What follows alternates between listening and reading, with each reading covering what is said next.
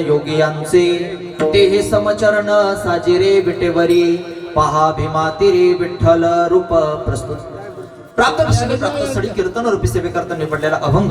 बोधा माझी बोध तुका तो पंचमवेद अशी असणारी श्री संत जगद्गुरु तुकोबरा यांचा